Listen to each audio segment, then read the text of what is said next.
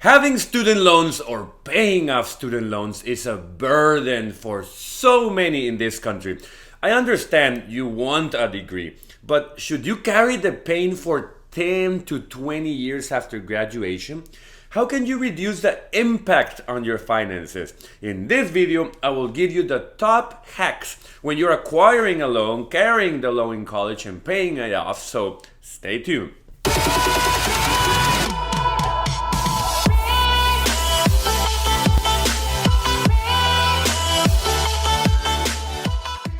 Hi there, welcome to your channel, The Foreigner in America, where I teach locals and foreigners everything related to money and personal finances, including investing in the markets, cryptos, real estate, and businesses. So if you're someone like myself who wants to achieve greater wealth in life, you don't settle for pennies but for Benjamins, and you love money, please subscribe to this great channel and hit that bell so you don't miss any one of my weekly videos. Also check out my Instagram and TikTok at The Foreigner in America and my blog under the same name. Without further ado, let's begin. There are many people out there telling you not to pursue a college degree. I think they're full of it. Everyone deserves to have an education, whether you use it to make money, help others, or leave a legacy in this world. Education always helps a society be better. The problem is when education comes with a big price tag. One price tag that is so big that it takes you 10 to 20 years to pay it off. That is not acceptable. Allow me to tell you the hacks that I compiled that will ease your pain dramatically and hopefully never have to think about student loan again. Number one, borrow only what you need. This is where parents or tutors needs to step up and put it in hands of a professional if they don't have any clue. You need to ask yourself how much tuition is and how much your housing and food will be, and add a 10% buffer. That's it. Secure the tuition for a whole year and even pay housing in advance as well, and stretch the dollars as much as you can while you're in college. $1 beer, man. $1 beer. Number two, work part-time while studying. I did it, so can you.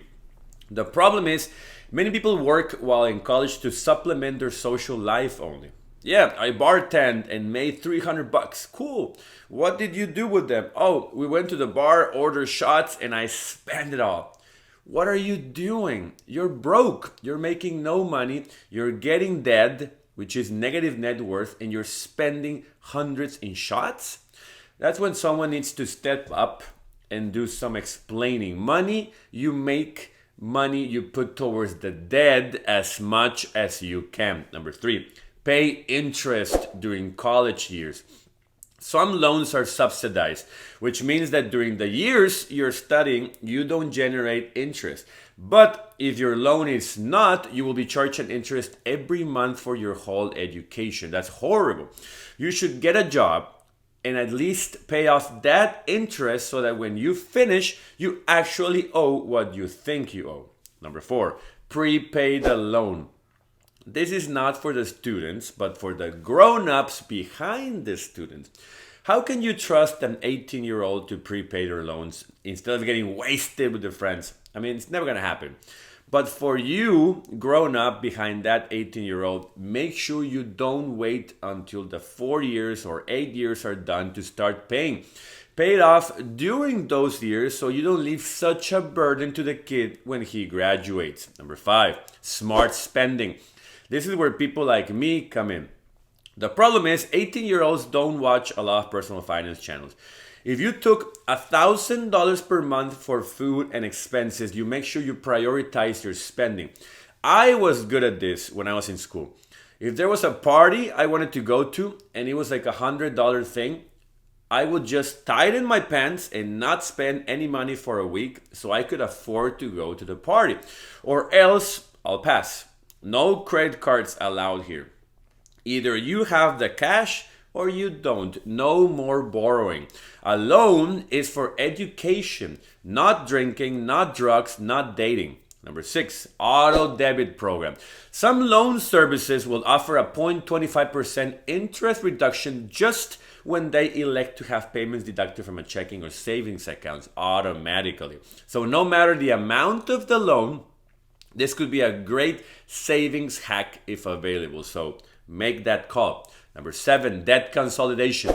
If you forget to make a payment in this country, it's like killing someone. It is that bad. Your credit score goes down like 200 points, especially if you're a recent graduate with not much history. It is ridiculous. The problem is when a student doesn't get the full amount from one single officer and gets multiple loans, repayment gets riskier. Having to pay 6 loans with 6 different payment dates is challenging even for me. So grab the company who will give you the best rate possible and pool all your debt into one. Then you save money on interest and never miss a payment. Number 8, repayment options. This is more for like medical students or law students. When you owe around $30,000, if you prorate that to a 10-year loan with a 6% interest, that makes a payment of $333 per month, which is average in America. But for a medical student with 10 times that amount of debt, it gets complicated to pay back. So it's like paying off a house in 10 years, which is horrible. You can extend the period of the debt, which I don't recommend. If you're a doctor, you don't make 50 grand when you're working. You're making more in the range of 150 to 300,000. So make sure you don't put only 3,000 to your debt per month, but 6 or 9,000 before thinking of buying BMWs. Number 9, use a professional. You need to hire a professional since you know you're gonna have a baby. There are options that you can do, like a college savings plan for the kid. So when he turns 18, then everything is covered. That's the best way to ensure that there's no debt in the first place. If you didn't have one, then hire a professional that can assist you and the kid on their journey to debt and repayment. Allow me to explain why there is $1.7 trillion debt in America related to student loan debt in my Foreigner Insight for this video. If a student asks for money to start a business, they will say no.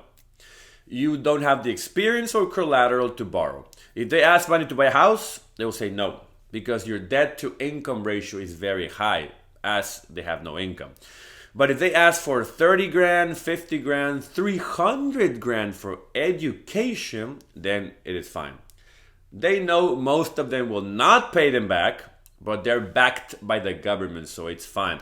It's a problem of not having cheap education. If a degree costs $5,000 and not $30,000, then maybe parents could pay for it instead of getting a loan, or kids could pay for it cash by working for a year in a bar or something.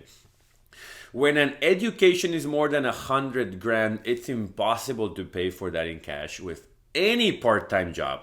So loans are your only option, or a college fund. There is no way the government can forgive $1.7 trillion in student loan debt, but there are ways they can make schools more affordable.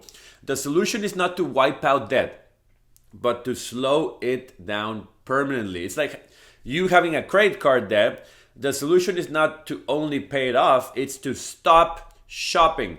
But remember, take control of your life and take control of your money. Thanks a lot for watching. If you liked my video, give me a like and subscribe to this great channel and hit that bell so you don't miss any one of my weekly videos talking about topics like this that involve your money, real estate, cryptos, the markets, and everything that you and I love. So thank you very much, and I'll see you next time.